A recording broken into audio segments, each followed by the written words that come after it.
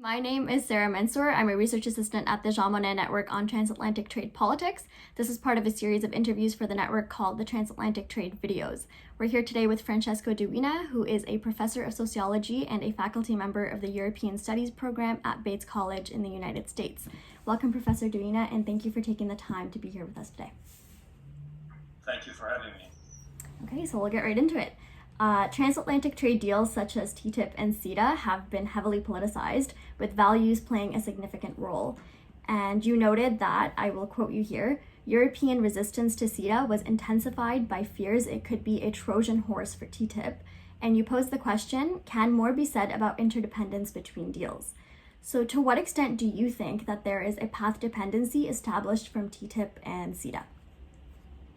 Right, so that's a very good question, and the answer is that definitely there was a significant interdependence or path dependence between the two deals, both in terms of substance as well as time, the temporal dimension. In terms of substance, both deals dealt with issues around food, GMOs, the use of GMOs, and then as well as the use of hormones in beef.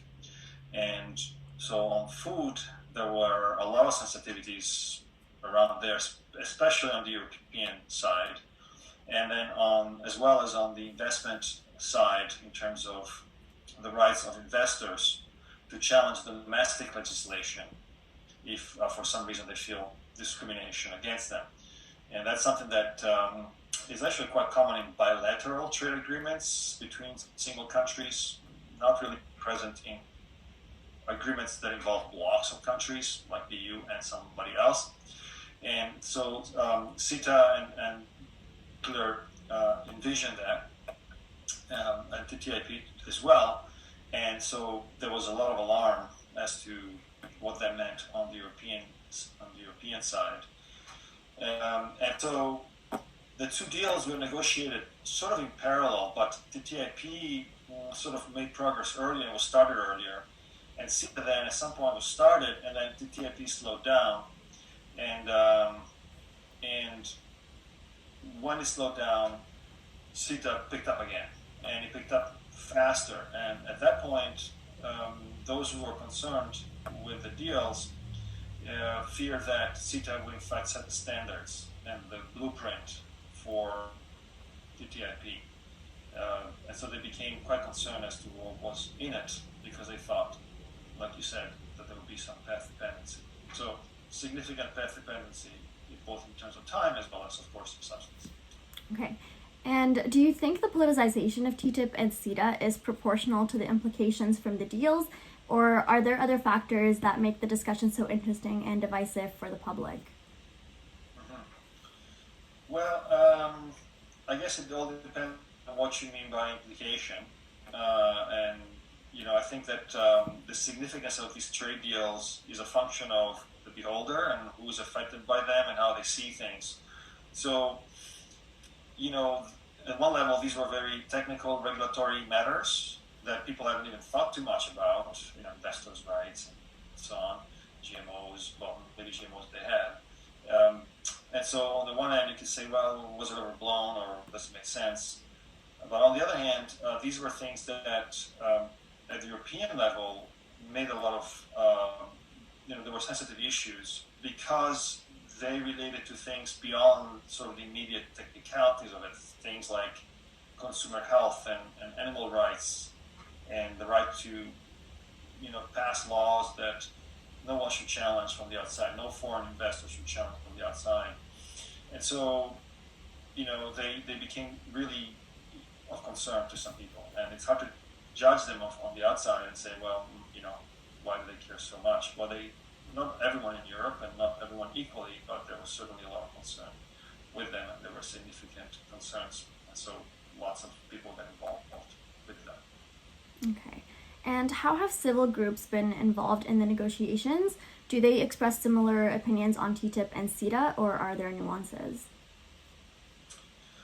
Right. So civil groups felt they were excluded actually early on from the negotiations, and partly because of that, they mobilized in ways that were never seen before. So both deals saw unprecedented hundreds of thousands of demonstrators, in different capital cities and so on and so forth throughout Europe. Unprecedented levels of mobilization, massive amounts of people protesting, demanding that to have access to documents, which the Commission at the beginning was sort of leaving kind of in the dark, and having a voice. So they demanded both to know more, they demanded to be more participatory in the negotiations, but by virtue of their mobilization, they actually acquired a voice anyway. The major European citizen initiative was, for instance, launched through this process, and ultimately the Commission responded positively to their concerns, and the Commission began all sorts of public initiatives for conversations and exchanges of ideas, probably not to the satisfaction of the civil society groups, but certainly no one, I think, could deny that they didn't have an impact, and in fact, quite clearly they did on a number of things, including GMOs, food, and hormones, which were ultimately left out of deals. And, okay. And even the dispute resolution mechanism was, although the deal with CETA was done, so you couldn't reopen it, it was actually scrubbed. That's the kind of a technical term for it, actually, and revisited in a way and changed so that it was basically modified to the liking of the civil groups. So ultimately, they had a voice, and a significant one. Okay. So you've previously done research on regional trade agreements and legal frameworks. And briefly, can you please discuss the different types of regional trade agreements that you've identified, and what factors did you find needed to be present for regional trade agreements to be successful? And that's a good question, but in my way, I guess, based on my research and the research of others in the same direction. As to the first part, I kind of conceive of a typology of RTAs, regional trade agreements, a typology that's basically has three categories in them. The first category contains trade agreements like, for example, Mercosur in Latin America or the European Union, or some in Central America and some in Africa, that are what I call heavily institutionalized, and by that I mean they have extensive regulatory frameworks at the transnational level among member states, so extensive regulation on all sorts of things, standardization of things, coupled with the establishment of permanent court systems with professionally appointed, professional judges that are permanently appointed to those courts. And so heavily institutionalized. On the other end of things, of the spectrum, you have trade agreements like, for example, NAFTA or the European Free Trade Agreement, AFTA in Europe, which European Free Trade Association, I should say, which are what I would argue are lightly institutionalized, meaning they don't have heavy regulatory standardization, and they rely, for the most part, on ad hoc judicial systems for resolving disputes. And then in the middle, you have sometimes agreements like ASEAN, for example, where you see hybrid combinations, where you have maybe some sectors that are heavily standardized in regulatory terms, and others where it's not. And you see sometimes permanent tribunals, sometimes ad hoc panels. So you have three systems, there are three very different systems with really different implications for the member states and the people who live in those systems and those areas. Okay. And as to your question about success, this typology that I sort of developed in conjunction with the thinking of other scholars doesn't really tell you a whole lot about necessarily the success of these agreements. That's not what this does. All three types can function. I think their success is a function of other variables, other factors, which I don't really usually get into. What role did the legal traditions of member states play in the design of regional trade agreements, and what insight does this give us into the international order? So, I'm of the opinion that there is a correspondence between the way in which an agreement is organized in terms of legal and judicial matters, so the three type of technology that I just mentioned, and the national level legal traditions. Specifically, I think that what you find is that the heavily institutionalized regional trade agreements almost always, in fact, I would say always, have as member states countries that are predominantly, if not in all instances, countries that have civil law traditions.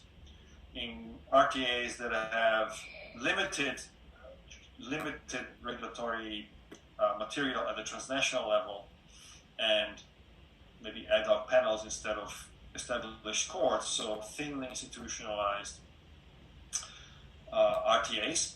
There you see almost inevitably, if not inevitably, member states whose traditions are, in most cases, if not all cases, common law traditions. And finally, you have instances where you have hybrid RTAs, and there, kind of in a stunning way, you have a mix, usually a balanced mix of countries that have common law versus civil law traditions. ASEAN is a perfect example of that. If you look at the member states, the founding member states, there's an even balance, and that balance is manifested at the transnational level. So there is a direct correspondence there. So that raises the question as to what happens then in terms of the international order when it comes to these blocs wanting to trade with each other, right? Or these RTAs, or members of these RTAs wanting to trade with each other. And so what we're saying is you have sort of a collage of differences, and then these blocs want to interact with each other, and what happens then? Well, I think the case of TTIP and CETA offer an example of that, and what you see is a clash. And typically it's a clash between the clash is most common among deals or negotiations that involve blocs or countries that are heavily institutionalized. So the European Union or Mercosur, dealing with a second party, whether it's another bloc or country. Because those blocs, those RTAs, have their own regulatory environment. It's established, it's thick, it's understood that it's there, and they will want to project their own regulatory environment onto the international scene. The other party may not be interested in it, or may want to fight it because they have their own.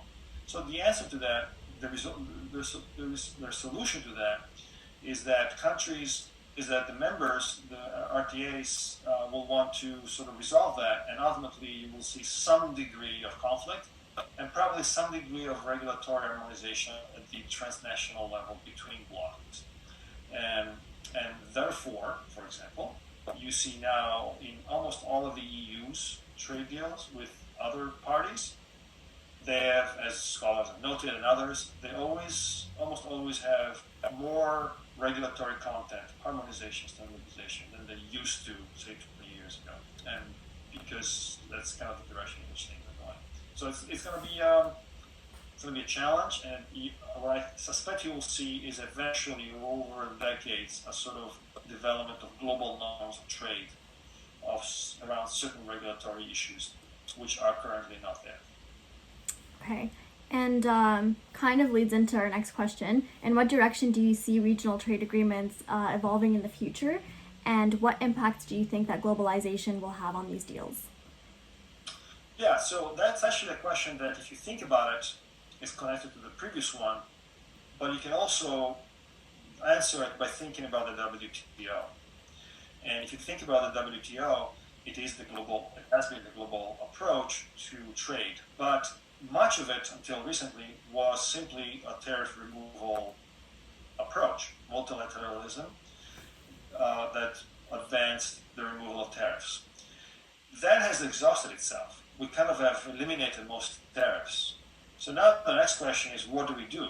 And the WTO has, with the Doha round that's been stalled forever, has proven to the world that at the multilateral level, at least in the WTO context, the next step is really a regulatory step of harmonization or standardization, whether it's subsidies, whether it's regulatory standards, and so on and so forth. The problem is, good luck having all the WTO members agree on something.